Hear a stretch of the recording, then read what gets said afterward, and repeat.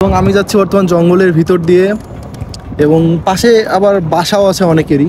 রোডগুলো একটু ফলো করুন যে কত বেশি উঁচু নিচু, মানে পাহাড়ি যে রোড এবং পাহাড়ি রোডগুলো যে কত সুন্দর হয় আপনি একটু দেখুন। অপোজিট সাইড থেকে একটা গাড়ি আসছে, এটা বোঝাই যাবে না যে অপোজিট সাইড থেকে একটা গাড়ি আসছে। আর গ্রাম অঞ্চলগুলো ভাই আসলে কিন্তু প্রকৃতির দিক থেকে অনেক সুন্দর। তো বন্ধুরা, আজকে আমি আপনাদেরকে পাহাড়ি রোডটা একটু ভালো করে দেখানোর চেষ্টা করব। আর আমি বর্তমান আছি আপনার একবারে পাহাড়ের উঁচু নিচু অবস্থানে।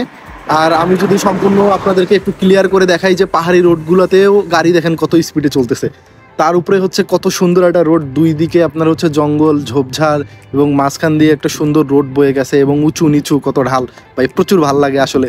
আর আপনার ধরতে গেলে 4-5 দিন পরই আজকে সূর্যটা উঠছে, যেহেতু চায়নাতে বর্তমান প্রচুর শীত। সো চলুন কথা না বেরিয়ে রাস্তাটা দেখা যাক। পৃথিবীতে হয়তোবা চায়নায় একমাত্র দেশ যেই দেশের সরকার চায়নায় যে আপনার ন্যাচারাল যে পরিবেশটা সেটা রক্ষা করার জন্য কাজ করেন। এবং হয়তোবা এনারাই যারা প্রতি বছরে প্রচুর পরিমাণ কিন্তু গাছপালা লাগানোর চেষ্টা করেন যাতে চায়নার পরিবেশটা সুন্দর থাকে। এবং আপনি যদি চায়নার রাস্তাঘাটে আশেপাশে দেখেন অনেকগুলো পার্ক খুঁজে পাবেন। এবং আমি বর্তমান যে রাস্তা দিয়ে যাচ্ছি সেটা হচ্ছে পাহাড় অঞ্চল।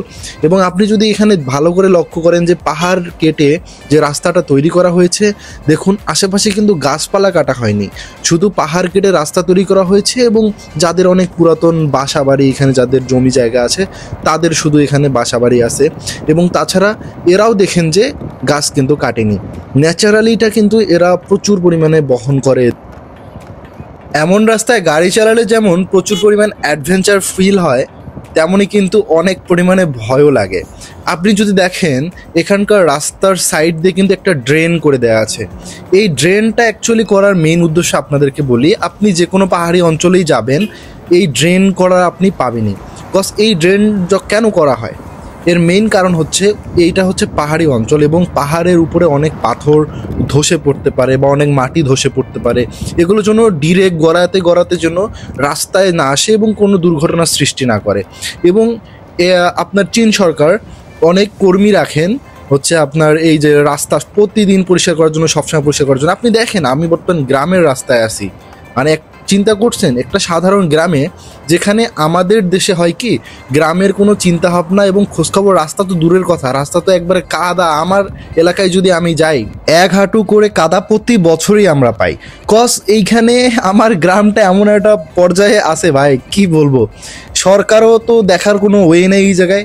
আমার এলাকায় যত চোর বাটপার সব দিয়ে ভরা, একবারে আপনার কোনো রোড মোড এগুলা হয়ই না। আমার এলাকায় কোনো এমপি নাই, আসে আবার বাইরের এমপি, কোনো কাজ বাজ কোনো কিছু হয় না, পুরা জাত চোর বাইনচোর। যখন থেকে মানে বোঝার একটা বয়স হয়েছে এবং যখন থেকে বুঝতে পারি সব কিছু, তখন থেকে আমি শুনে আসছি যে আমাদের এলাকায় রোড হবে। সেটা আপনার সেই কত আগ থেকে, আজ থেকে প্রায় 10-12 বছর আরও আগে থেকেই সেটা শুনে আসছি যে রোড হবে। সেই রোড আমাদের এখনোই হচ্ছে। যাই হোক গাইস, তাদেরকেও বেশি একটা দোষ দিয়ে লাভ নাই, দোষটা আমাদেরও, যে আমরা আমাদের অঞ্চলে তেমন কোনো ভালো নেতা তৈরি করতে পারি নাই এবং আমরা ভালো মানুষদেরকে ভোট দিতে পারি না, যেটা হচ্ছে অ্যাকচুয়ালি আমাদের জনগণদের মেইন একটা সমস্যা।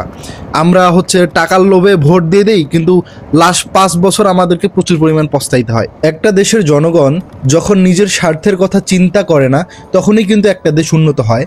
যেমনটা আপনি বাকি আমাদের পরেও স্বাধীন যেই দেশগুলো হয়েছে তাদের দিকে যদি আপনি লক্ষ্য করেন তাহলেই বুঝতে পারবেন।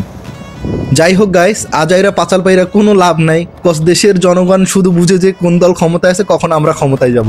তো যাই হোক, আপনারা যেটা বলতেছি যে চীনের যে রাস্তাঘাটগুলা, আপনারা তো এতক্ষণ ভিডিওটা ফলোই করছেন যে কত সুন্দর এদের রাস্তাঘাট, এবং এটা জাস্ট গ্রাম। আপনি চিন্তা করছেন যে একবারেই গ্রামের সাইডে, মানে যেটা একবারে প্রান্তিক গ্রাম।